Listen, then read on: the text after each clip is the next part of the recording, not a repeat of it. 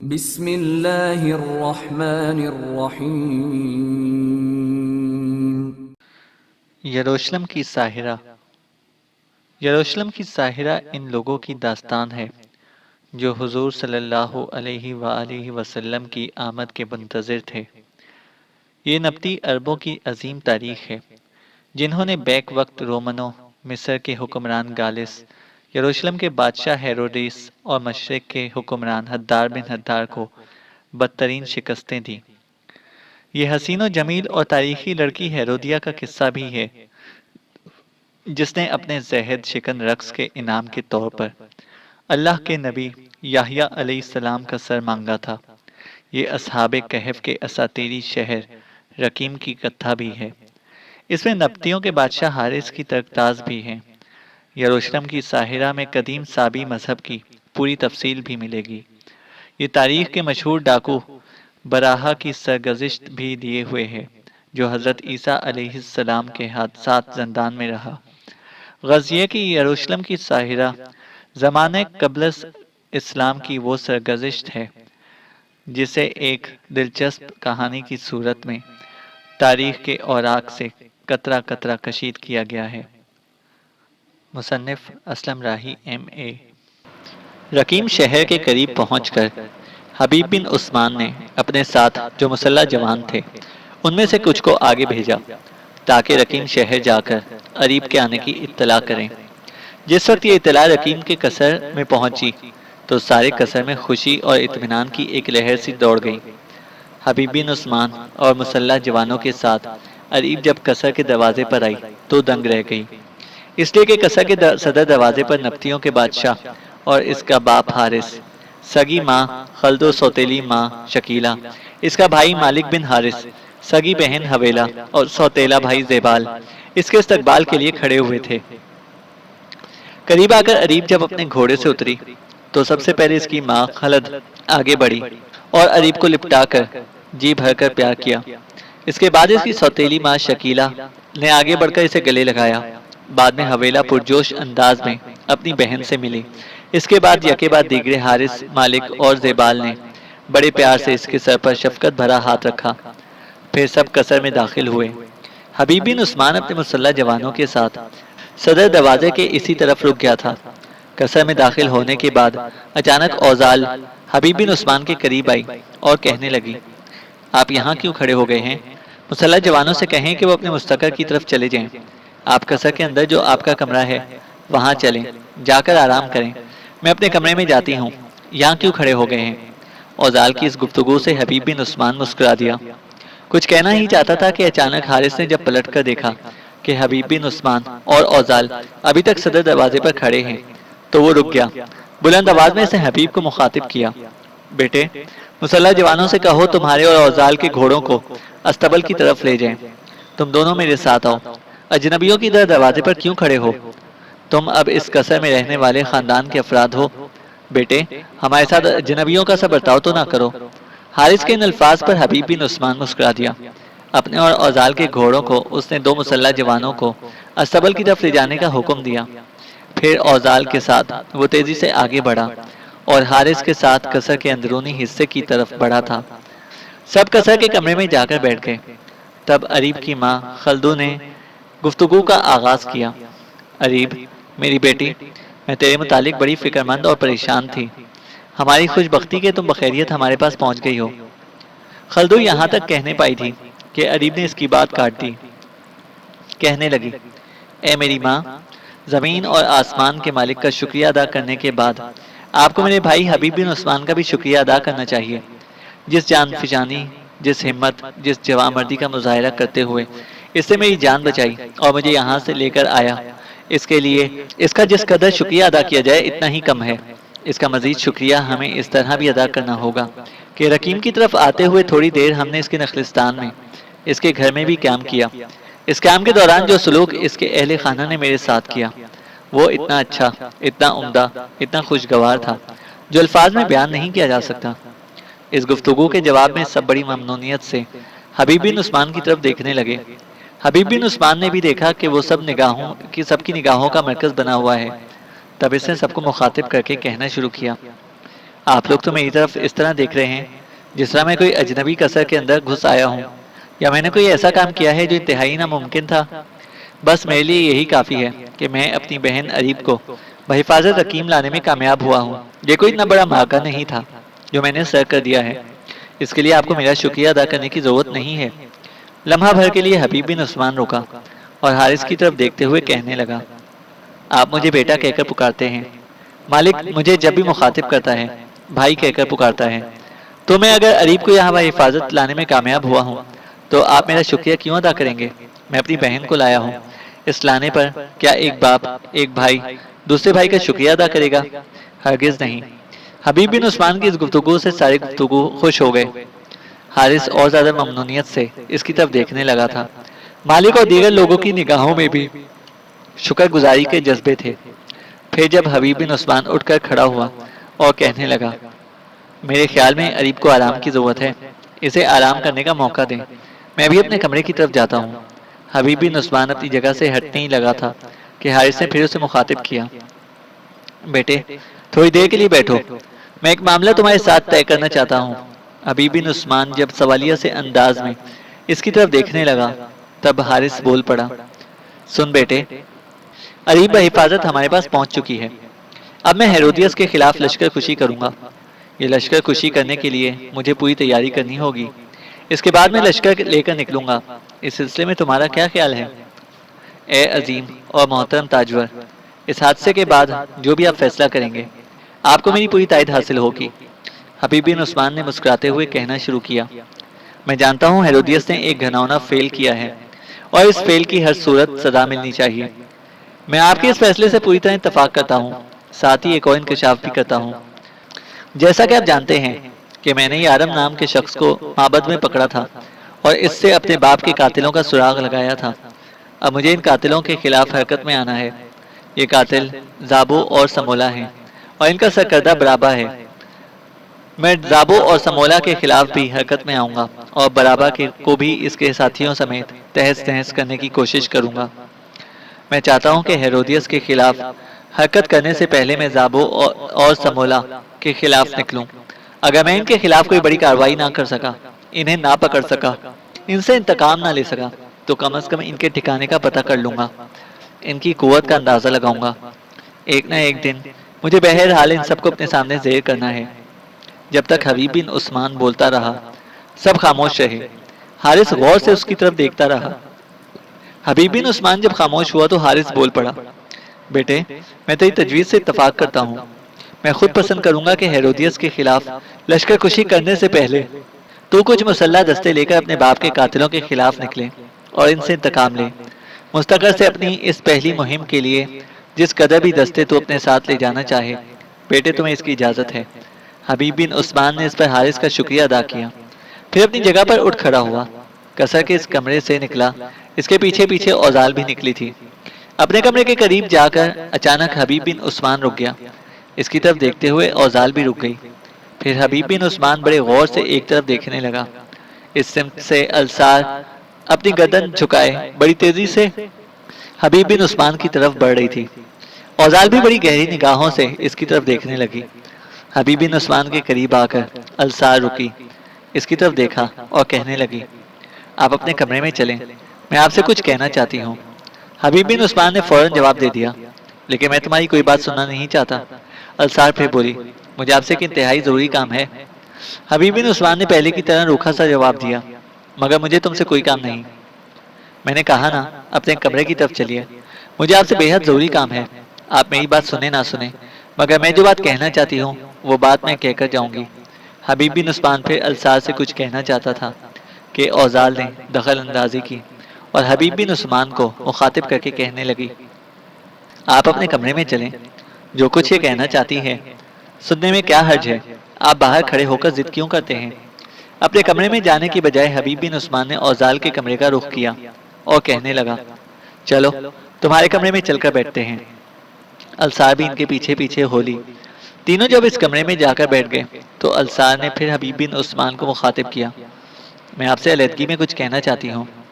اس بار اوزال نے بھی السار کی طرف تیز نگاہوں سے دیکھا، کچھ کہنا چاہتی تھی، پر اس سے پہلے ہی حبیب بن عثمان بول پڑا، السار تمہارے لیے اتنا ہی کافی ہے، میں تمہاری بات سننے پر آمادہ ہو گیا ہوں، جو کچھ کہنا ہے کہو۔ تمہاری گفتگو کے دوران اوزال یہیں رہے گی، نہ یہ جائے گی، نہ میں تمہیں لے کر دوسرے کمرے میں جاؤں گا۔ کہو کیا کہنا چاہتی ہو؟ کہتے کہتے حبیب بن عثمان خاموش ہو گیا، کیونکہ اس کے پہلو میں بیٹھی ہوئی اوزال کھڑی ہو گئی اور اسے مخاطب کر کے کہنے لگی، آپ ضد کیوں کرتے ہیں؟ اگر وہ علیحدگی میں آپ سے کچھ کہنا چاہتی ہے تو اسے کہنے کا حق ہے۔ میں باہر جاتی ہوں السار، میں تمہیں علیحدگی مہیا کرتی ہوں، تم بے دھڑک اپنے دل کی بات ابن عثمان سے کہہ سکتی ہو۔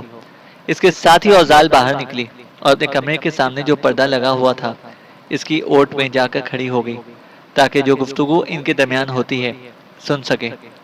اوزال کے جانے کے بعد السار نے حبیب بن عثمان کو مخاطب کیا، میں آپ سے معافی مانگنے کے لیے آئی ہوں، میں نے آپ کی دل شکنی کی تھی، یوں جانے میں نے آپ کو سمجھنے میں غلطی کی تھی، آپ پر میں نے یارم کو ترجیح دی، حالانکہ وہ ایک انتہائی گھناؤنا اور بد کردار شخص نکلا۔ السار مزید کچھ کہنا چاہتی تھی کہ اس کی بات کاٹتے ہوئے حبیب بن عثمان بول پڑا، اگر وہ برا، بد کردار اور اوباش شخص نکلا ہے تو اس سے میرا کیا تعلق؟ تم اسے پسند کرتی تھی اور اسے اپنی زندگی کا ساتھی بنانے کا تہیہ کیے ہوئے تھی۔ میں نے تو کبھی اس سلسلے میں مزاحمت نہیں کی، وہ ایک مجرم تھا، میرے باپ کا قاتل تھا، سو میں نے اسے پکڑا، قاتل کی سزا قتل تھی، لہٰذا اس کا خاتمہ کر دیا گیا۔ اگر تم یہ کہنا چاہتی ہو کہ میں نے یارم کے ساتھ زیادتی کی ہے تو یہ تمہاری بھول ہے۔ السار نے احتجاجی انداز سے حبیب بن عثمان کی طرف دیکھا اور کہنے لگی، آپ بات کو دوسری طرف لے جا رہے ہیں، میں یارم پر لعنت بھیجتی ہوں، اس جیسے شخص کا منہ دیکھنا بھی پسند نہیں کرتی۔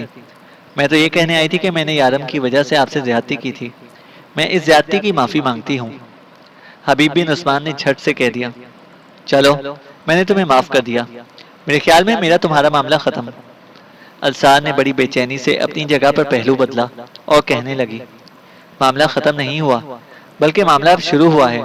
آپ نے اس موقع پر مجھ سے چاہت اور محبت کا اظہار کیا تھا، لیکن میں نے اس موقع پر آپ کی محبت کا جواب محبت سے نہ دیا تھا۔ میں اپنے وہ الفاظ واپس لیتی ہوں، آپ کے ساتھ آپ کی ماں کے پاس جانے کے لیے تیار ہوں اور آپ کی زندگی کا ساتھی بننے کے لیے بھی تیار ہوں۔ حبیب بن عثمان کے چہرے پر اس موقع پر تلخ سی مسکراہٹ نمودار ہوئی۔ کچھ دیر تک وہ عجیب سے جذبے میں السار کی طرف دیکھتا رہا، پھر تنزیہ سے انداز میں کہنے لگا، جو بات تم لے کر آئی ہو اس کا موقع محل گزر چکا، میں تمہیں اپنی جس ماں کی آسودگی اور خوشی کے لیے لے کر جانا چاہتا تھا وہ اندھی ہو چکی ہے، اور سب سے بڑی بات یہ کہ میں اسے بتا چکا ہوں کہ تم میری بجائے کسی اور کو پسند کرتی ہو۔ السار، جن لمحوں کا تم ذکر کرنے آئی ہو وہ لمحے بہت دور جا چکے ہیں، اس میں شک نہیں، میں نے تمہیں موسم بہار کے پرندوں کی دلکش آواز سمجھا، لیکن تم نے میری زندگی کی آخری رمق تک کو تلخ حقائق سے بھر دیا۔ میں نے تمہیں پھول برساتی مسکراہٹوں جیسا جانا، لیکن تو نے اپنے سلوک سے میرے ساز حیات انتہائی کرب اور بدترین اذیتوں سے دوچار کیے۔ میں نے تمہیں اپنے تھکے ماندے چہرے کی مسکراہٹ بنانا چاہا، تو نے انکار کر دیا۔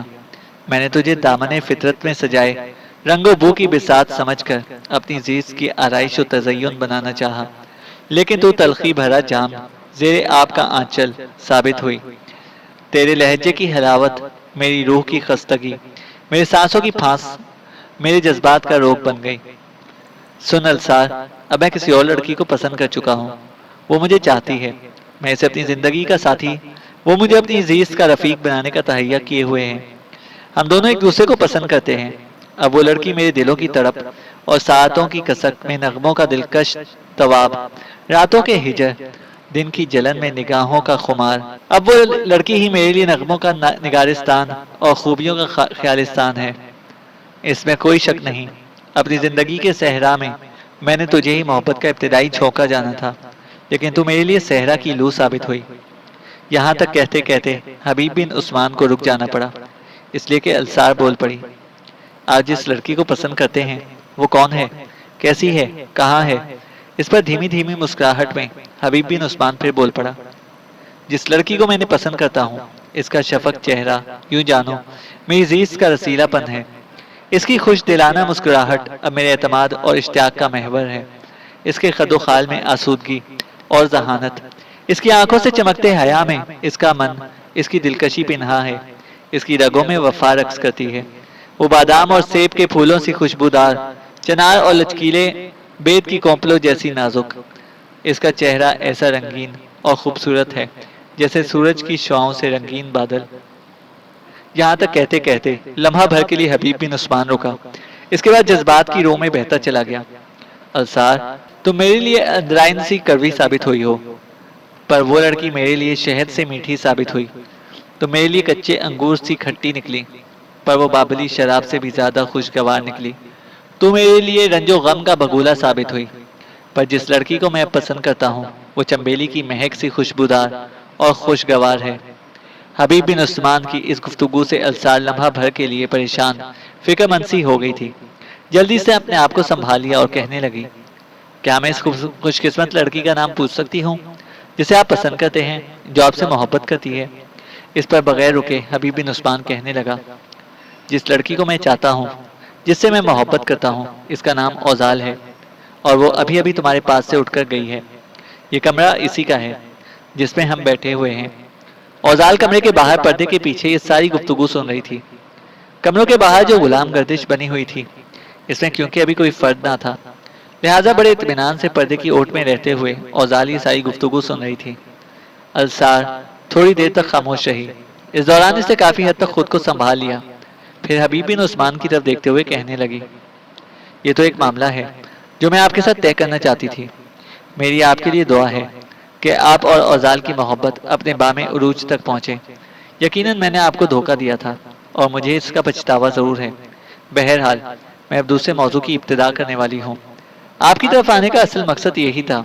اس مقصد کے لیے مجھے میرے باپ نے آپ کی طرف بھیجا ہے۔ اس وقت سعید اور راما بھی وہیں ہیں۔ راما آپ کے ساتھ گئی تھی، راستے میں کہیں سعید اسے مل گیا اور وہ دونوں وہاں پہنچے ہیں۔ آپ کے آنے کی اطلاع مجھے سعید اور راما ہی نے دی ہے۔ حبیب بن عثمان نے عجیب سے انداز میں السار کی طرف دیکھا اور کہنے لگا، اب دوسرا موضوع کون سا رہ گیا؟ اس پر السار بول پڑی، دوسرا موضوع صرف آپ کی ذات سے تعلق رکھتا ہے۔ اس موضوع میں میرا کوئی ذکر نہیں ہے۔ یہ بات طے شدہ ہے، یارم آپ کے باپ کا قاتل تھا، لیکن وہ اکیلا نہیں تھا، اس کے ساتھ اور لوگ بھی شامل تھے جو اس شہر رقیم کے رہنے والے تھے۔ جس وقت آپ نے معبد کے اندر یارم کو پکڑا، اس وقت آپ سے غلطی سرزد ہوئی۔ آپ نے اسے تفصیل نہیں جانی کہ وہ شہر رقیم میں کہاں رہتا ہے اور اس کے کون کون سے ساتھی ہیں۔ میں اس موضوع پر اپنے باپ کے کہنے پر آپ سے بات کرنے آئی ہوں۔ یارم اکیلا نہیں تھا، اس نے اپنے کچھ ساتھیوں کے ساتھ آپ کے باپ کو قتل کیا، آپ کی ماں کو اندھا کیا۔ وہ اکثر اس موضوع پر میرے اور میرے باپ سے گفتگو کیا کرتا تھا، پر ہمیں خبر نہ تھی کہ مرنے والا آپ کا باپ ہے اور اندھی ہونے والی آپ کی ماں ہے۔ بہرحال میں آپ سے یہ کہوں گی کہ اس شہر میں اس کے کچھ ساتھی بھی ہیں۔ جس وقت آپ کے باپ کو قتل کیا گیا تو یارم کے ایک ساتھی نے احتجاج کیا تھا کہ آپ کے باپ کو کیوں قتل کیا۔ وہ اس قتل کے بھی خلاف تھا، اور جب یارم نے انکشاف کیا کہ آپ کی ماں کو اندھا کیا گیا ہے تو اس شخص نے یارم کے ساتھ اچھا خاصا جھگڑا اور تکرار کیا کہ اس نے اس عورت کو کیوں اندھا کیا۔ یعنی یارم کے ساتھی نے یارم اور اس کے ہم نواؤں کے خلاف بغاوت کی۔ یارم نے صورتحال کو اپنے لیے خطرناک جانا۔ اسے خدشہ ہو گیا تھا کہ کہیں اس کا وہ باغی ساتھی اس کے گناہوں سے پردہ نہ ہٹا دے، رقیم شہر میں اس کے لیے کوئی مصیبت نہ کھڑی کر دے، لہٰذا یارم نے اسے ٹھکانے لگانے کا ارادہ کر لیا۔ اس باغی ساتھی کو بھی یارم کے ان ارادوں کا علم ہو گیا، لہٰذا اپنے چند جانثاروں کے ساتھ وہ رقیم شہر سے نابلس کی طرف بھاگ گیا۔ اپنی موت سے پہلے ہی ایک دو بار یارم نے میرے باپ سے ذکر کیا تھا کہ وہ اپنے ایک ساتھی کی تلاش میں نابلس کا رخ کرنا چاہتا ہے، پر اس کی بدقسمتی کہ وہ آپ کے ہاتھوں مارا گیا۔ یہاں تک کہنے کے بعد السار کو رک جانا پڑا، اس لیے کہ حبیب بن عثمان بول پڑا تھا، کیا تم بتا سکتی ہو میرے دشمنوں کے اس باغی کا کیا نام ہے؟ اس پر السار نے کچھ سوچا، پھر کہنے لگی، وہ باغی ساتھی جو رقیم سے نابلس کی طرف بھاگ چکا ہے، اس کا نام یوساف ہے۔ اس کے ساتھ اس کے کچھ جانثار بھی ہیں۔ یوساف نام کا وہ باغی اس گروہ کا بڑا سرکردہ خیال کیا جاتا تھا جس گروہ سے یارم کا تعلق تھا۔ یوساف نام کا وہ شخص ان علاقوں کے بدنام زمانہ ڈاکو برابا اور اس کے دو دستے راست زابو اور سمولا کے متعلق بڑی تفصیل کے ساتھ جانتا ہے۔ السار کو ایک بار پھر خاموش ہو جانا پڑا، اس لیے کہ حبیب بن عثمان نے پھر اسے مخاطب کیا، پہلے یہ بتاؤ یہ ساری تفصیل تم سے کس نے کہی ہے؟ جواب میں السار نے تیز اور مشکوک نگاہوں سے حبیب بن عثمان کی طرف دیکھا اور پھر کہنے لگی، آپ یہ مت خیال کیجیے گا کہ آپ نے مجھے اپنی زندگی کا ساتھی بنانے سے انکار کر دیا ہے تو میں آپ کے خلاف کوئی انتقامی کارروائی کروں گی، ہرگز نہیں۔ اگر آپ یہ خیال کرتے ہیں کہ میں یہ من گھڑت کہانی پیش کر کے آپ کو کسی معاملے میں پھنسانا چاہتی ہوں تو یہ آپ کے ذہن کی اختراع ہوگی۔ میں کوئی ایسا گھٹیا، ایسا گھناؤنا فیل کرنا تو بہت دور کی بات، اس کے متعلق سوچ بھی نہیں سکتی۔ اگر آپ ان باتوں کی تصدیق کرنا ہی چاہتے ہیں تو میرے باپ کے پاس جائیے گا، اس لیے کہ گزشتہ دنوں باغی یوساف کا ایک ساتھی جس سے یہیں اپنے عزیز و اقارب کے پاس چھپ کر پناہ لی اور جان بچا لی، وہ سامنے آ گیا ہے، اس لیے کہ اسے خبر ہو گئی تھی کہ یارم کو قتل کر دیا گیا ہے۔ وہ معبد میں شکریہ ادا کرنے اور اپنی مانی ہوئی نظر پوری کرنے کے لیے آیا ہے۔ میرے باپ سے بھی اس کی ملاقات ہوئی ہے اور یہ سارے حالات تفصیل کے ساتھ اس نے میرے باپ سے کہے۔ السار کے اس انکشاف نے حبیب بن عثمان کو مزید پیچیدگی اور الجھن میں ڈال کر رکھ دیا۔ لمحہ بہ لمحہ اس کے چہرے پر غصے اور غضبناکی کے آثار تیزی سے اپنا رنگ دکھانے لگے۔ آخر اس نے السار کو مخاطب کیا، جس نوجوان نے تمہارے باپ کے سامنے راز اگلے ہیں، ذرا اس کا نام بھی تو کہو۔ السار جھٹ سے بول پڑی، اس کا نام اوبال ہے۔ جس وقت میں آپ سے ملنے کے لیے چلی تھی اوبال اس وقت معبد میں ہی تھا۔ اگر آپ میری باتوں پر شک کرتے ہیں تو میرے ساتھ چلیں، میرے خیال میں وہ آپ کو وہیں مل جائے گا۔ سعید بھی ان سارے حالات سے آگاہ ہو چکا ہے، اس لیے کہ وہ بھی وہاں موجود ہے اور میرے باپ نے میری موجودگی ہی میں سعید سے یہ سارے حالات کہے تھے۔ اس نے تیز نگاہوں سے السار کی طرف دیکھتے ہوئے حبیب کہنے لگا، اگر تم مجھ پر کوئی احسان ہی کرنا چاہتی ہو تو پھر واپس اپنے معبد جاؤ۔ میرے بھائی سعید کو کہو کہ وہ اوبال نام کے اس شخص کو میرے پاس لے آئے، پھر میں اس کے ساتھ ایک لائحہ عمل طے کرنا پسند کروں گا۔ میرا خیال میں تم میرا کہا ٹالو گی نہیں۔ السار نے کچھ نہ کہا، اپنی جگہ پر اٹھ کھڑی ہوئی، دروازے کی طرف بڑھتی ہوئی کہنے لگی، میں جاتی ہوں اور سعید کو اس کے ساتھ بھیجتی ہوں۔ اس کے ساتھ السار کسر کے اس کمرے سے نکل گئی۔ دوسری جانب اوزال نے جب دیکھا کہ السار کھڑی ہو گئی ہے اور باہر آنا چاہتی ہے تو دروازے سے ہٹ کر غلام گردش میں کھڑی ہو گئی۔ السار جب چلی گئی تو وہ کمرے میں داخل ہوئی، حبیب بن عثمان کے سامنے بیٹھ گئی اور اسے مخاطب کر کے کہنے لگی، آپ نے بیچاری السار کے ساتھ اچھا سلوک نہیں کیا، آپ اس کے ساتھ محبت کے دو بول ہی بول دیتے تو آپ کا کیا جاتا؟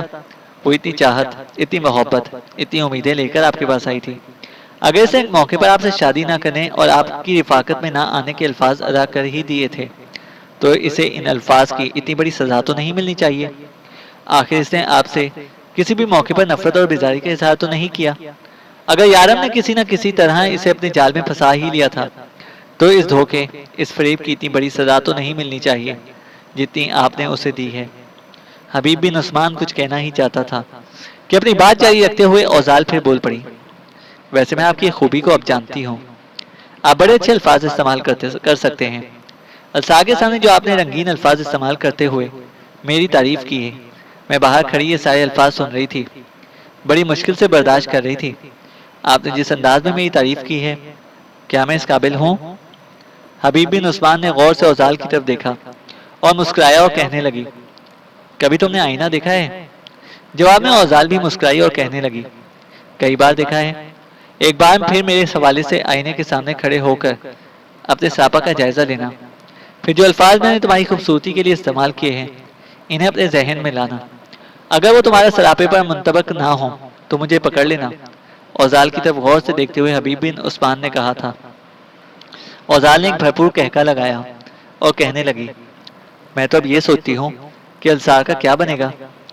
اس نے بے شک آپ کو رد کیا تھا لیکن وہ آپ کی طرف لوٹ رہی ہے، اس کا کوئی تو حل ہونا چاہیے۔ احتجاجی سے انداز میں حبیب بن عثمان نے اوزال کی طرف دیکھا اور کہنے لگا، اسے لوٹنے کے لیے میں نے تو نہیں کہا، جب میری ماں کو اس کی ضرورت تھی اس وقت وہ نہ تھی، اب وہ ہے لیکن میری ماں کو اس کی ضرورت نہیں ہے، اس لیے کہ میں اپنی ماں کے ذہن میں یہ بات ڈال چکا ہوں کہ السار کسی اور کو پسند کرتی ہے اور میرے ساتھ اس کا ناطہ جوڑنے کا کوئی ارادہ نہیں رکھتی۔ اس بنا پر میں اور میری ماں دونوں ہی السار کو اپنے ذہن سے نکال چکے ہیں، اور السار بوڑھی تو نہیں ہوگی، ابھی نوعمر ہے، خوبصورت ہے، جس طرح اس سے پہلے یارم کو اپنی زندگی کا ساتھی بنانے کا فیصلہ کر لیا تھا، ایسے ہی اس اپنی زندگی کے لیے کسی نئے رفیق کا انتخاب کر سکتی ہے۔ اوزال نے اندازہ لگایا کہ اسی موضوع پر گفتگو ہوتی رہی تو حبیب بن عثمان کے تلخ ہو جانے کا اندیشہ ہے، لہٰذا اس نے موضوع بدل دیا۔ دونوں اس موضوع پر گفتگو کرنے لگے تھے جس موضوع پر تھوڑی دیر پہلے السار انکشاف کر کے گئی تھی۔ تھوڑی ہی دیر بعد گفتگو کرتے کرتے دونوں رک گئے، اس لیے کہ ان کے کمرے کے باہر غلام گردش میں سعید اور وہ نوجوان آتے دکھائی دیے جس کا نام السار نے اوبال بتایا تھا۔ دروازے پر آ کر سعید رک گیا۔ حبیب بن عثمان اپنی جگہ سے اٹھا، اسے اندر آنے کے لیے کہا اوبال کو اپنے ساتھ اندر لانے کی اجازت دی۔ دونوں آ کر جب نشستوں پر بیٹھ گئے تب حبیب بن عثمان نے اوبال کو مخاطب کر کے کہنا شروع کیا، اگر میں غلطی پر نہیں تو تمہارا نام اوبال ہے۔ تمہارے متعلق مجھے السا تھوڑی دیر پہلے تفصیل بتا چکی ہے۔ اب تم یہ بتاؤ، یارم کا باغی ساتھی جس کا ذکر السا نے کیا تھا وہ کہاں ہے؟ اور جبکہ یارم مارا جا چکا ہے وہ کیوں چھپتا پھرتا ہے؟ اس اوبال نے کھنکھاتے ہوئے گلا صاف کیا اور کہنے لگا، شاید السا نے آپ کو یہ نہیں بتایا کہ اوبال نے نابلس میں پناہ لے رکھی ہے۔ جہاں اسے پناہ لے رکھی ہے میں اس جگہ کو بھی جانتا ہوں، اور میں آپ پر یہ بھی انکشاف کروں گا کہ رقیم شہر میں یارم کے کچھ اور ساتھی بھی تھے، وہ یہاں سے چلے گئے ہیں۔ میں انہیں ان پر نگاہ رکھی تھی، وہ یوساف کی تلاش میں نابلس کی طرف گئے تھے جو باغی ہو چکا ہے، وہ اس کے قتل کے در پہ ہیں۔ اوبال کے اس انکشاف پر حبیب بن عثمان کچھ دیر تک سوچتا رہا، پھر اسے مخاطب کیا، کیا ایسا ممکن ہے کہ تم یہاں سے نابلس کی طرف میرے ساتھ سفر کرو؟ میں یوساف کو نہیں جانتا، میں اس کی حفاظت کرنا چاہتا ہوں، اس سے میں بہت کام لوں گا۔ چونکہ میرے باپ کا قتل برابا اور اس کے سرکردہ ساتھیوں کے کہنے پر کیا گیا ہے، یوساف ان سب کو جانتا ہے، ان کے مسکنوں سے بھی واقف اور آگاہ ہے، لہٰذا اس مہم میں وہ میری بہترین رہنمائی کر سکتا ہے۔ اگر یارم کے ان ساتھیوں نے جو شہر میں موجود تھے یوساف کو نقصان پہنچانے کی کوشش کی تو میں ان کی گردنیں کاٹ دوں گا۔ میں یارم کے ان ساتھیوں کو بھی نہیں جانتا جو یوساف کی تلاش میں نابلس کی طرف گئے ہیں، تم یقیناً ان کو جانتے ہوگے، لہذا تم ان کی بھی نشاندہی کرنا۔ میں ان سے بھی نمٹنے کی کوشش کروں گا اور میں اس سارے کام کا معقول معاوضہ تمہیں دوں گا۔ اوبال کے چہرے پر خوشگوار سی مسکراہٹ نمودار ہوئی، پھر کہنے لگا، السار اور راما کا باپ اور معبد کا بڑا پجاری ایرخ میرے لیے بڑا محترم اور قابل احترام ہے۔ میرے لیے یہ بات بڑی قابل لحاظ ہے کہ راما آپ کے بھائی سعید کو پسند کرتی ہے اور دونوں ایک دوسرے کو زندگی کا ساتھی بنانے کا ارادہ کر چکے ہیں۔ میرے لیے دوسری ایک اور سعادت یہ ہے کہ السا کا جھکاؤ آپ کی طرف ہے۔ بہرحال آپ مطمئن رہیں، میں نابلس تک آپ کی پوری نشاندہی کروں گا، یوساف تک بھی آپ کو لے کر جاؤں گا، اور یوساف کے تعاقب میں یارم کے جو لوگ گئے ہیں ان کی طرف بھی آپ کی پوری رہنمائی کروں گا، اور اس کا کوئی معاوضہ نہیں لوں گا، اس لیے کہ میں یہ سارا کام فرض جان کر کروں گا۔ اس کام کو نپٹانے کے بعد پھر میں نے اسی شہر میں آپ کے پاس رہنا ہے۔ اوبال کی گفتگو سے حبیب بن عثمان خوش ہو گیا، دوبارہ اسے مخاطب کیا، میرے عزیز، میں تیرا شکر گزار ہوں، تو نے اپنی باتوں سے میرا دل خوش کر دیا ہے۔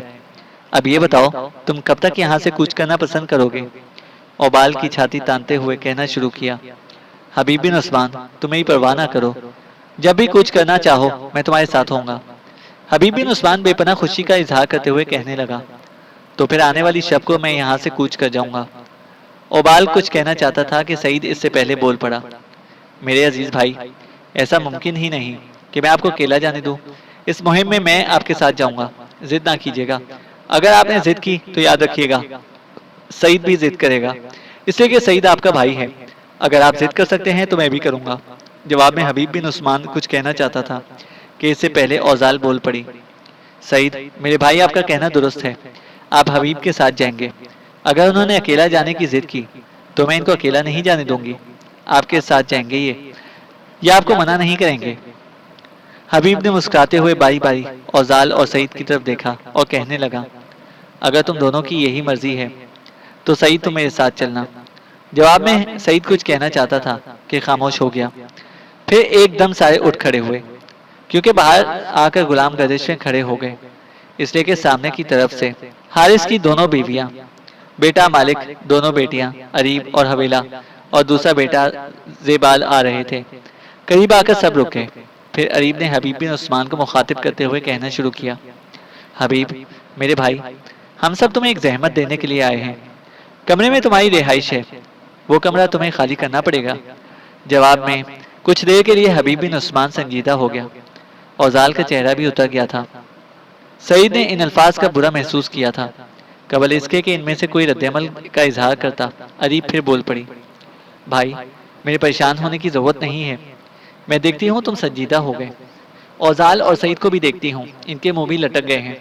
معاملہ دراصل یوں ہے کہ جس کمرے میں اوزال کی رہائش ہے یہ کمرہ اب تمہارے تصرف میں رہے گا، جو کمرہ تمہارے پاس ہے وہ اوزال کے پاس ہوگا، اور اس سے اگلا کمرہ میرے پاس۔ اس کے بعد جو کمرہ ہے اس میں میری چھوٹی بہن حویلہ رہے گی. میرے خیال میں تم برا محسوس نہیں کرو گے. زوفا کے بعد جو کمرہ ہے وہ اسی کے پاس رہے گا. اریب کی اس گفتگو سے اوزال اور سعید پھر خوشگوار سے ہو گئے. پھر حبیب بن عثمان اریب کی طرف دیکھتے ہوئے کہنے لگا، میری بہن، مجھے یہاں کمرہ نہ بھی ملے تب بھی کوئی حرج نہیں، اس لیے کہ مستقر میں میرے پاس ایک کمرہ ہے، میں وہاں رہ سکتا ہوں. اس پر کسی قدر سخت الفاظ میں اریب کہنے لگی، ہرگز نہیں، آپ میرے بھائی ہیں، بھائی بہن کے پاس رہے، جو فیصلہ ہوا ہے وہ آخری ہے، اس میں کسی قسم کی کوئی تبدیلی نہیں ہوگی.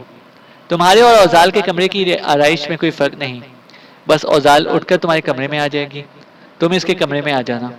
حبیب بن عثمان نے جب اس تجویز کو منظور کر لیا تب حارث آگے بڑھا اور حبیب بن عثمان کو مخاطب کر کے کہنے لگا، بیٹے، جو معاملہ ہم طے کرنے آئے تھے وہ تو طے ہو گیا، اب تم اپنی مہم پر کب نکلو گے؟ جواب میں حبیب بن عثمان نے السار اور اوبال کے ساتھ جو گفتگو ہوئی تھی تفصیل کے ساتھ سنا دی اور پھر کہنے لگا، میں آنے والی شب کو اوبال کے ساتھ نابلس کی طرف روانہ ہوں گا. اس کے بعد میں کوہستانی سلسلوں کے اندر برابا اور اس کے ساتھیوں کے خلاف حرکت میں آؤں گا.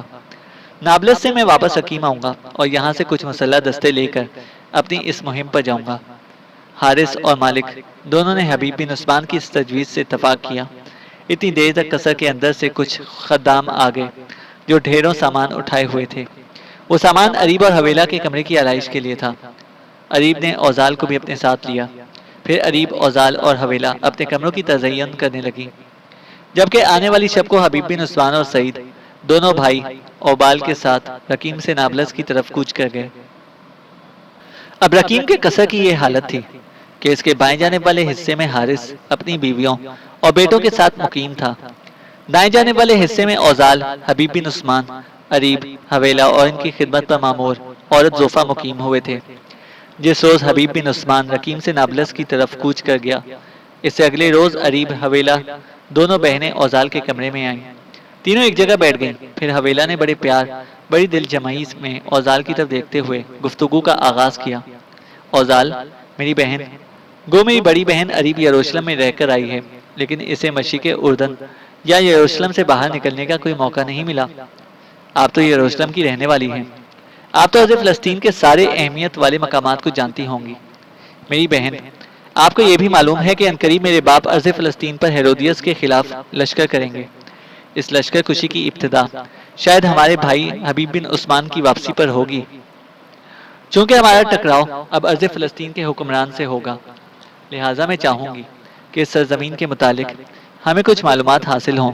میری بہن، کیا ایسا ممکن نہیں؟ ہمیں ارض فلسطین کی اہمیت والے علاقوں کی کچھ تفصیل بتائیں، اس کے لیے میں تیری بڑی شکر گزار اور ممنون ہوں گی. اوزال نے مسکراتے ہوئے حویلہ کی طرف دیکھا، پھر کہنے لگی، اس سلسلے میں تمہیں ممنون اور شکر گزار ہونے کی ضرورت نہیں، میں تمہیں بہت سے علاقوں کی تفصیل بتاتی ہوں. یوں جانے ارض فلسطین میں جو اہمیت کے حامل مقامات ہیں سب میں نے دیکھ رکھے ہیں. سنو، میں تفصیل کے ساتھ تمہیں ان کے متعلق بتاتی ہوں. میں اپنی ابتدا کچھ یوں کرتی ہوں کہ ان دنوں ارض فلسطین میں اللہ کی طرف سے 2 نبی مبعوث کیے گئے ہیں، ایک حضرت یحییٰ علیہ السلام، دوسرے حضرت عیسیٰ علیہ السلام. یحییٰ علیہ السلام کو تو ہیرودیس نے اپنی بھتیجی سے شادی کرنے کی بنا پر شہید کرا دیا ہے. اب یہ سنا گیا ہے کہ دوسرے نبی یعنی حضرت عیسیٰ علیہ السلام خداوند قدوس کا پیغام پرجوش انداز میں لوگوں کو پہنچا رہے ہیں. سب سے پہلے میں ایک مقام بیت لحم کا ذکر کروں گی جو بیت المقدس سے 6 میل جنوب میں واقع ہے. اس مقام پر اللہ کے نبی عیسیٰ علیہ السلام پیدا ہوئے. یہاں کھجور کے ایک درخت کا ایک حصہ اب تک کھڑا ہے جس کا پھل حضرت مریم علیہ السلام نے کھایا تھا، جس کا قرآن میں تذکرہ آیا ہے کہ اس درخت کو ہم نے بطور معجزہ پیدا کیا ہے، حالانکہ اس علاقے میں کھجور نہیں ہوتی. میری بہنوں، یہاں حضرت داؤد علیہ السلام کا مزار بھی ہے. بیت المقدس سے بیت لحم آئیں تو نصف راستہ طے کرنے پر حضرت یوسف علیہ السلام اور بنیامین علیہ السلام کی والدہ حضرت یعقوب علیہ السلام کی اہلیہ راحیل کا خوبصورت مقبرہ آتا ہے. فتح بیت المقدس کے بعد یہاں انصاری نے بھی خلیفہ اسلام کی اطاعت قبول کر لی تھی. حضرت عمر یہاں تشریف لائے اور ایک جگہ نماز ادا کر کے اسے مسجد کی حیثیت دے دی، جس پر بعد میں مسلمانوں نے ایک خوبصورت مسجد تعمیر کر لی. اوزال رکی. اس کے بعد دوبارہ اس نے گفتگو کا آغاز کیا. دوسرا اہمیت کا مقام ناصرہ ہے. یہ تبریہ سے 13 میل کے فاصلے پر ہے. حضرت عیسیٰ علیہ السلام کی والدہ حضرت مریم یہیں رہنے والی تھیں۔ تیسرا اہم مقام حبرون ہے۔ یہ بیت المقدس سے 6 فرسنگ کے فاصلے پر ہے۔ عرب اسے مشہد الخلیل کہتے ہیں۔ اس شہر کی ایک عبادت گاہ میں حضرت ابراہیم علیہ السلام، حضرت اسحاق علیہ السلام اور حضرت یعقوب علیہ السلام کی قبریں ہیں۔ یہ قبریں ایک قطار میں بنی ہوئی ہیں اور ان قبروں کے برابر ان کی بیویوں کی قبریں بھی ہیں۔ ہر قبر کا درمیانی فاصلہ 10-10 ہاتھ ہے۔ اس کی 4 دیواری کے باہر ایک قبر میں حضرت یوسف علیہ السلام کا مقبرہ ہے۔ حضرت ابراہیم علیہ السلام کی سنت مہمان نوازی کو جاری رکھنے کے لیے یہاں زائرین کے مفت قیام اور طعام کا بندوبست ہے۔ یہ بھی روایت ہے کہ حرم کی زمین حضرت ابراہیم علیہ السلام نے اپنی بیوی سائرہ رضی اللہ تعالی عنہ کے انتقال پر خریدی تھی اور حضرت ابراہیم علیہ السلام کی قبر کے گرد جو احاطہ ہے وہ وحی الہی کے ذریعے حضرت سلیمان علیہ السلام نے تعمیر کروایا تھا۔ سن 1967 کی جنگ کے دوران یہودیوں نے حرم خلیل کو عجائب گھر میں تبدیل کر دیا تھا۔ بعض روایت کے مطابق اس حرم میں 70,000 انبیاء علیہ السلام مدفون ہیں۔ فلسطین کا ایک اور اہم مقام اورتا ہے۔ یہ نابلس سے بیت المقدس کی طرف جانے والی شاہراہ پر ایک درمیانہ سا قصبہ ہے۔ اس جگہ حضرت یوشع بن نون اور حضرت موسیٰ علیہ السلام اور حضرت ہارون علیہ السلام کے چچا زاد بھائی کی قبریں ہیں۔ یہ ایک غار کے اندر دفن ہیں۔ روایت ہے کہ یہاں اور بھی 70 انبیاء مدفون ہیں۔ اتبرہ بھی فلسطین کا ایک اہم مقام ہے۔ اس مقام پر اللہ کے نبی حضرت آدم علیہ السلام کے بیٹے قابیل نے اپنے بھائی کو قتل کیا تھا۔ یروشلم اور حبرون کے درمیان ایک اور اہم مقام ہے جس کا نام لمحول ہے۔ یہاں اللہ کے نبی یونس علیہ السلام کا مزار بھی ہے۔ حضرت یونس علیہ السلام کے والد کی قبر بھی قریب ہی ایک گاؤں میں موجود ہے۔ ایک اور مقام جس کا نام دامون ہے۔ یہ فلسطین کے ساحلی شہر لمکا سے 3 میل مشرق پر واقع ہے۔ یہاں ایک چھوٹی سی غار ہے جس کے بارے میں کہا جاتا ہے کہ یہاں خداوند قدوس کے نبی ذوالکفل کا تابوت ہے۔ بعض روایات کے مطابق ذوالکفل حضرت ایوب علیہ السلام کے صاحبزادے تھے۔ 2 اور اہم مقامات ملتے جلتے ناموں سے ہیں۔ ایک کفر مندہ، یہاں حضرت موسیٰ علیہ السلام کی بیوی کی زیارت گاہ ہے اور وہ جھرنا بھی چٹان سے ڈھکا ہوا ہے جس کی چٹان حضرت موسیٰ علیہ السلام نے اپنی بیوی کی بکریوں کو پانی پلانے کے لیے اٹھا دی تھی۔ اور یعقوب علیہ السلام کے 2 بیٹے آسر اور نفشالی بھی اسی گاؤں میں مدفون ہیں۔ اس سے ملتا جلتا ایک اور قصبہ ہے جس کا نام کفر بریک ہے۔ یہاں حضرت ابراہیم علیہ السلام کے چچا زاد بھائی اور اللہ کے نبی لوط علیہ السلام مدفون ہیں۔ یہ مدفن غار کے اندر ہے۔ مقامی لوگوں کا کہنا ہے کہ یہاں 60 انبیاء اور بھی مدفون ہیں۔ 2 اور شہر بڑی اہمیت رکھتے ہیں۔ ایک لادی، یہ بیت المقدس اور نابلس کے درمیان ہے۔ یہاں حضرت یعقوب علیہ السلام کے بیٹے لادی کی قبر ہے۔ دوسرا شہر قدیم دور میں کبھی فلسطین کا پایہ تخت ہوا کرتا تھا۔ یہاں آج کل عیسائیوں کا کلیسا سینٹ جارج نام کا ہے اور عیسائی روایت کے مطابق حضرت عیسیٰ علیہ السلام اسی کلیسا میں دجال کو قتل کریں گے۔ عیسائی روایات کے مطابق اصفہان کے 70 یہودی دجال کے ساتھ ہوں گے اور لد شہر کے دروازے پر حضرت عیسیٰ علیہ السلام سے مقابلہ کریں گے۔ میں 2 مزید مقامات کی تفصیل آپ لوگوں سے کہوں گی۔ ایک کا نام اربل ہے۔ یہاں حضرت یعقوب علیہ السلام کے 4 بیٹے دفن ہیں۔ دوسرے قصبے کا نام کنان ہے۔ یہ نابلس کے قریب شاہراہ کے دائیں جانب واقع ہے۔ حضرت یعقوب علیہ السلام یہیں رہا کرتے تھے۔ اس کے علاوہ میں شاہراہ کا بھی آپ دونوں بہنوں سے ذکر کرنا پسند کروں گی۔ یوں جانیں یہ ایک بستی ہے۔ یہاں اللہ کے نبی حضرت صالح علیہ السلام کے فرزند الصدیق کی قبر ہے۔ یہاں ایک غار میں 80 شہیدوں کی لاشیں مدفون ہیں۔ اس کے علاوہ ایک لمکا شہر ہے۔ یہ ساحل سمندر پر ہے۔ یہاں اللہ کے ایک نبی کی قبر بھی ہے۔ قبر اور اس کے قریب ہی عبادت گاہ کے صحن میں ایک زمین ہے جس کے متعلق کہا جاتا ہے کہ حضرت آدم علیہ السلام نے یہاں کھیتی باڑی کی تھی۔ قریب ہی ایک چشمہ بھی ہے جسے عین البکر کے نام سے یاد کیا جاتا ہے۔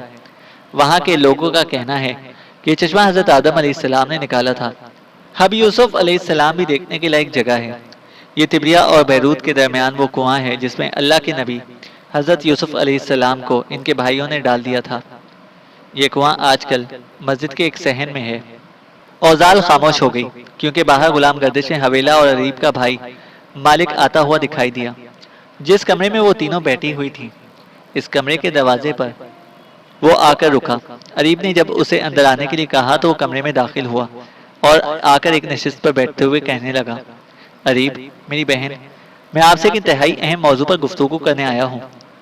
یوں جانو، مجھے میرے باپ اور میری ماں نے یہ بات کرنے کے لیے بھیجا ہے۔ یہ گفتگو میں تمہارے مستقبل، تمہاری زندگی کا بھی سوال ہے۔ یہ گفتگو میں اپنی بہن، اوزال اور حویلہ دونوں کی موجودگی میں کرنا چاہتا ہوں، تاکہ اس سلسلے میں تمہیں کوئی تردد درکار ہو تو یہ دونوں تمہاری مدد کر سکیں۔ میری بہن، ہمارے وزیر سیلاس کے 2 بیٹے اور ایک بیٹی ہے۔ بیٹی کا نام شہیر ہے اور سب جانتے ہیں کہ وہ میرے ساتھ منسوب ہے۔ وہ مجھے پسند کرتی ہے اور میں بھی اسے چاہتا ہوں۔ رہے 2 بیٹے، بڑے کا نام تیمان ہے، چھوٹے کا نام یونا۔ میری بہن حویلہ اس وقت یہاں بیٹھی ہے، آپ اسے پوچھ سکتے ہیں۔ یہ یونا کو پسند کرتی ہے، یونا اسے چاہتا ہے۔ اس واقعے کا علم بھی میرے ماں باپ کو ہے اور وہ بھی اس رشتے کو دل سے قبول کر چکے ہیں۔ سیلاس بھی اس رشتے سے خوش ہے۔ اب وہ موضوع ہے جس پر میں گفتگو کرنے تمہارے پاس آیا ہوں۔ میری بہن، زیادہ عرصہ مجرد زندگی بسر نہیں کر سکتی۔ آخر تمہیں ایک نہ ایک روز تو اپنا گھر آباد کرنا ہی چاہیے۔ جس وقت تم لوگ اٹھ کر اس سمت آئے تو بعد میں سیلاس ہمارے باپ کی خدمت میں حاضر ہوا۔ اس نے انکشاف کیا کہ اس کا بڑا بیٹا تیمان شروع دن سے تمہیں پسند کرتا ہے، پر تیمان کی بدقسمتی کہ تمہاری شادی ہیرودیس سے ہو گئی، پر وہ چاہتا ہے کہ اب بھی کچھ نہیں گیا، تیمان اور تمہاری شادی کر دی جائے۔ اس طرح تم بہتر انداز میں اپنا گھر آباد کر سکتی ہو۔ میرے باپ نے مجھے تمہاری طرف اس لیے بھجوایا ہے کہ تم تیمان سے ملو، جلو، اس کے ساتھ اٹھو بیٹھو۔ اگر تم دیکھو کہ تمہاری طبیعت، تمہارا مزاج اس سے ملتا ہے اور یہ کہ تم اس کے ساتھ گزر بسر کر سکو تو پھر تمہیں تیمان سے بیاہ دیا جائے گا۔ مالک جب خاموش ہوا تو اریب تھوڑی دیر تک مسکراتی رہی، پھر کہنے لگی، مالک میرے بھائی، عمر میں تم مجھ سے چھوٹے ہو، لیکن یہ گفتگو کرتے وقت مجھے ایسے لگے کہ تم مجھ سے بڑے اور میرے باپ کی حیثیت سے گفتگو کر رہے ہو۔ میں تمہاری شکر گزار اور ممنون ہوں کہ تم نے میرے سامنے یہ معاملہ پیش کیا۔ اس وقت میں نہ ہاں کرتی ہوں اور نہ میں تیمان سے ملوں گی۔ وہ مجھے اچھی طرح جانتا ہے، میں بھی اسے جانتی ہوں، تاہم اس کی مزاج، اس کی فطرت سے واقف نہیں ہوں۔ اگر میں نے اندازہ لگایا کہ ہم دونوں اکٹھے رہ سکتے ہیں تو میں اسے اپنانے سے گریز نہیں کروں گی۔ اپنی بہن اریب کے اس جواب سے شاید مالک خوش ہو گیا تھا۔ آگے بڑھ کر اس نے اریب کے سر کو بوسہ دیا، پھر کہنے لگا، بس مجھے اپنی بہن سے ایسے ہی جواب کی توقع تھی۔ اب تم تینوں بہنیں بیٹھ کر پہلے کی طرح باتیں کرو، میں جاتا ہوں۔ اس کے ساتھ ہی مالک اس کے کمرے سے نکل گیا۔ عین اسی وقت جب یہ گفتگو ہو رہی تھی، مالک کا سوتیلا اور چھوٹا بھائی زیبال ماں شکیلہ کے کمرے میں داخل ہوا۔ اس وقت اس کی ماں اکیلی بیٹھی ہوئی تھی۔ اس کے سامنے بیٹھ گیا اور کہنے لگا، ماں میں تم سے آج ایک شکوہ اور شکایت کرنے آیا ہوں۔ تیز نگاہوں سے شکیلہ نے اس کی طرف دیکھا اور پوچھنے لگی، کیسا شکوہ، کیسی شکایت؟ زیبال بول پڑا، دیکھ ماں، بڑی ماں خلدو نے اپنے سارے بچوں کے لیے کچھ نہ کچھ کر لیا ہے۔ بھائی مالک کی سگائی شہیر سے ہو چکی ہے، ہماری بہن حویلہ بھی ایک طرح سے منسوب ہو چکی ہے، تیمان اور اریب کے رشتے کی بھی باتیں ہونے لگی ہیں، اور اب تک آپ نے میرے متعلق کچھ نہیں سوچا۔ شکیلہ نے پھر تیز نگاہوں سے اس کی طرف دیکھا اور پوچھنے لگی، تم کسی لڑکی کو پسند کرتے ہو تو اس بات کا میں تمہیں وعدہ دیتی ہوں کہ میں ہر صورت میں تمہاری شادی اس لڑکی سے کرا کر رہوں گی، خواہ دنیا ادھر کی ادھر ہو کر رہ جائے، اس لیے کہ تم جانتے ہو کہ تمہاری بڑی ماں خلدو کی نسبت تمہارا باپ حارث میری بات زیادہ مانتا ہے۔ ماں کی اس گفتگو سے زیبال کے چہرے پر دور تک خوشیاں اور آنکھوں میں گہری چمک ناچ اٹھی۔ وہ ماں سے مزید قریب ہوا اور کہنے لگا، سن میری ماں، اگر یہ بات ہے تو میں تم پر انکشاف کروں کہ میں اس لڑکی کو پسند کرتا ہوں، اس سے محبت کرتا ہوں، جسے یروشلم کی ساحرہ کہا جاتا ہے، جس کا نام اوزال ہے۔ سن ماں، اگر تو نے اپنا اثر و رسوخ استعمال کر کے میری شادی کا اہتمام نہ کیا تو یاد رکھنا تو اپنے اکلوتے بیٹے کی زندگی سے محروم ہو جائے گی۔ شکیلہ نے تڑپ کر اپنا ہاتھ زیبال کے منہ پر رکھ دیا اور کہنے لگی، ایسے بدشگونی کے الفاظ منہ سے مت نکالنا۔ اگر تم اوزال کو پسند کرتے ہو تو اچھی بات ہے، اوزال بڑی خوبصورت ہے، بلکہ میں کہتی ہوں کہ اس محل میں ہی نہیں، شہر کے اندر بھی اس جیسی خوبصورت اور پرکشش لڑکی نہ ہوگی۔ میں تمہیں یقین دلاتی ہوں کہ ہر صورت میں تمہارا بیاہ اوزال سے کرانے کا اہتمام کروں گی۔ اگر کوئی تمہارے راستے کی رکاوٹ بننے کی کوشش کرے گا تو اس رکاوٹ کو گراتی چلی جاؤں گی۔ شکیلہ کی گفتگو سے زیبال مزید خوش ہو گیا.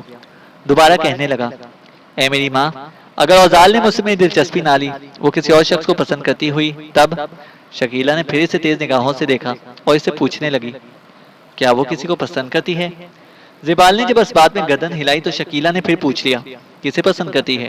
اس کا نام کیا ہے؟ ماں, میں نے زوفا کے ذریعے ہی جاننا چاہا کہ وہ کسے پسند کرتی ہے, کسے چاہتی ہے, لیکن جس سے وہ محبت کرتی ہے اس کا نام بتانے سے گریز کرتی ہے. اس پر شکیلہ کہنے لگی, نہیں بتاتی تو نہ صحیح, تم فکر نہ کرو, میں تمہیں عہد دیتی ہوں, تمہیں یقین دلاتی ہوں کہ کچھ بھی ہو جائے میں تمہاری شادی اوزال سے کرانے کا اہتمام کروں گی. تمہارے راستے کی سب سے بڑی رکاوٹ ہمارا بڑا بیٹا مالک بن سکتا ہے, لیکن اس کی منگنی شہیر سے ہو چکی ہے.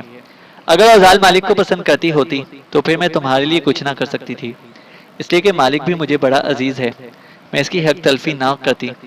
چونکہ ایسا نہیں ہے, اوزال اگر کسی اور کو پسند کرتی ہے تو میں اس کی حق تلفی بھی کر کے اوزال کو تمہاری زوجیت میں دے دوں گی. میرے بیٹے, اس سلسلے میں تم بالکل بے فکر رہو. یوں جانو آج سے اوزال تمہاری ہے, وہ کہیں جائے گی نہیں, وہ تمہاری بیوی بننے کے علاوہ کسی کے گھر نہیں جا سکتی. اب بتا, تو کیا کہنا چاہتا ہے؟ زیبال اپنی ماں کی اس یقین دہانی پر ایسا خوش ہوا کہ اسے اپنی ماں کا ہاتھ اپنے دونوں ہاتھوں میں لیا اور کئی بار اسے بوسہ دیا, پھر مسکراتا ہوا اٹھ کھڑا ہوا, اس کے کمرے سے نکل گیا. چینل کو سبسکرائب کریں اور بیل آئیکن کو پریس کریں تاکہ ہماری ہر اپڈیٹ آپ کو بر وقت مل سکے.